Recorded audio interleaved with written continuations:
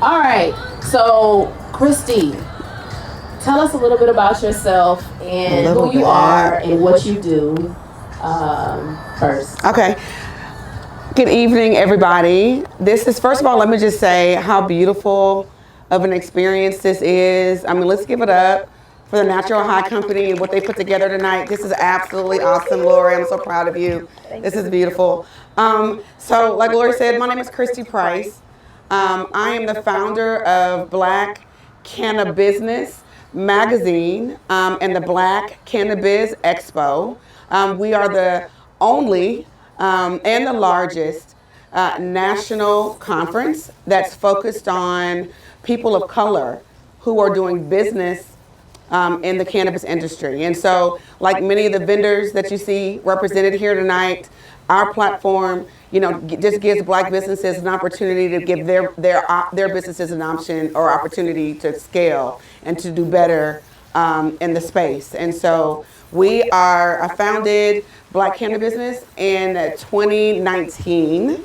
Okay, so, and this is so surreal because this is like a full circle moment for me, you guys, because this is the very first, because Texas is a prohibition state. Most of the work that I have done to build this brand has been everywhere other than Texas. So Colorado, California, Illinois, DC, the familiar areas. So I am super excited to have an opportunity to address my folk, in my backyard, because again, this is something that I built for my community. And Houston is definitely one of my communities. And so I'm super excited to be here to share more about, what I'm doing in the space and to hopefully inspire some folks out here who are either entrepreneurs already or thinking about entering the cannabis space in that arena as an entrepreneur or professional in the space. That's what the Black Cannabusiness platform is all about. So I'm happy to be introducing it officially with Natural High in Houston. So thanks everyone for being here. Yeah, absolutely. And thank you. I appreciate you for agreeing to be here. And it's such an honor and a privilege. I'm just, excited about what's to come. And we were just talking about the future of the brand. So, but just to take a step back, why cannabis? What was your path to the plant? Yeah.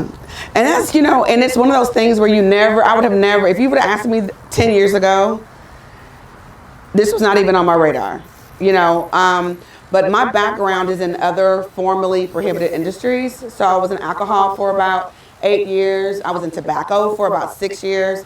Then in even energy drinks for a little while. And so working in either formerly prohibited or highly regulated industries, there's a certain nuance to doing business in those spaces. You have to think out of the side of the box. You cannot do anything traditionally, you know what I mean? Yep. And when we start talking a little bit more, and I don't want to get ahead of ourselves, but I mean, cannabis is definitely one of those industries that is one of the most challenging to be a part of.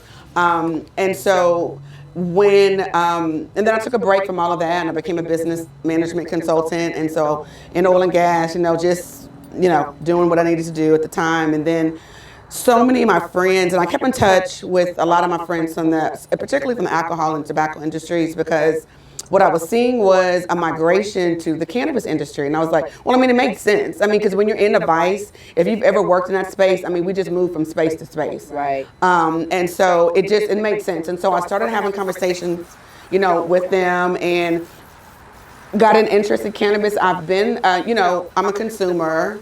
Mm-hmm.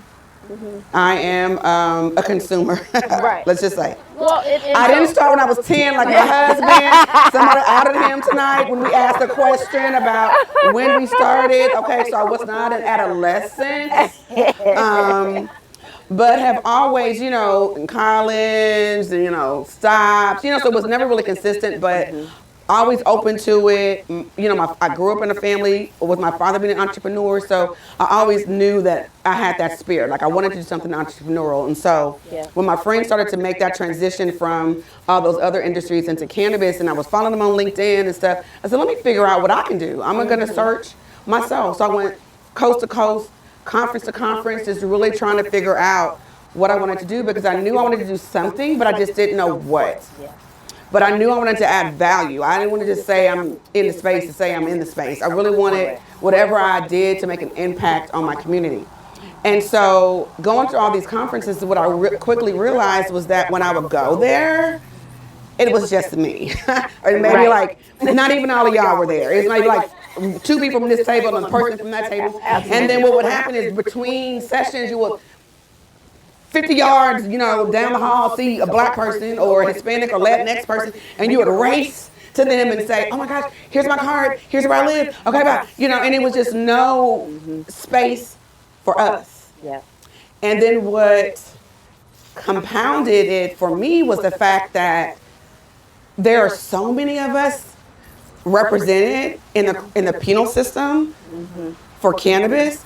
I need to see those same numbers on the legal side. Like if you're gonna be locking up brothers and sisters for nickel bags that my husband was smoking when he was 10. I'm gonna keep saying that, Michael, because I can't believe it. I just found that 10 years in, and I'm like, what? What? I love that. But that's the reality of it. And so, and when I talk about my community, so I was raised in Houston, but I was born in Louisiana, in a little small town called HOU, Louisiana. And so I went to Southern University, Baton Rouge, Louisiana. They're getting all my money because my son is there now, 3rd generation. And so that's my other community.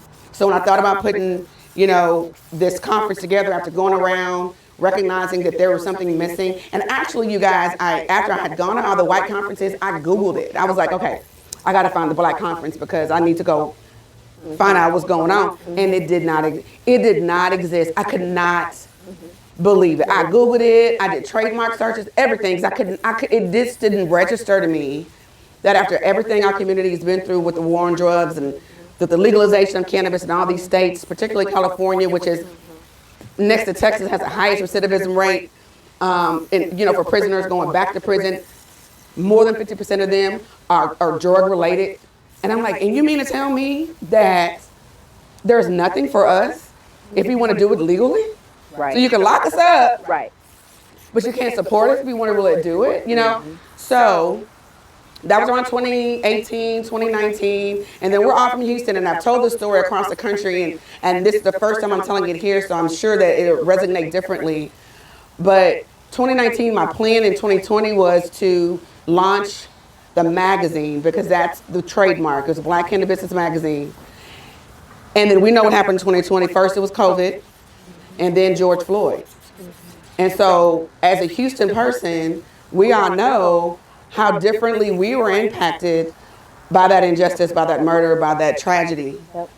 And so it inspired me because as I was waiting on putting together the magazine, I had been just gathering emails. I'm like, okay, I'm gonna launch this magazine. I need to have an audience. And by this time I had probably 1,500 emails that I had amassed. And once COVID happened and people started doing events virtually, and then, everything happened with, George Floyd, and all these people were trying to look for opportunities to check a box about being diverse and inclusive. I said, well, if I'm ever going to test a concept for an event, why not do it when I can do it virtually?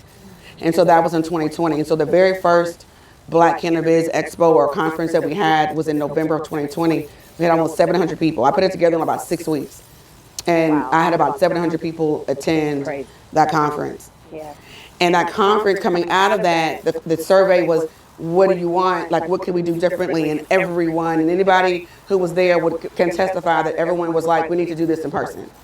Like, we got to take this offline as soon as we can get offline, because I've never seen as many people that look like me in this space, like, out about it.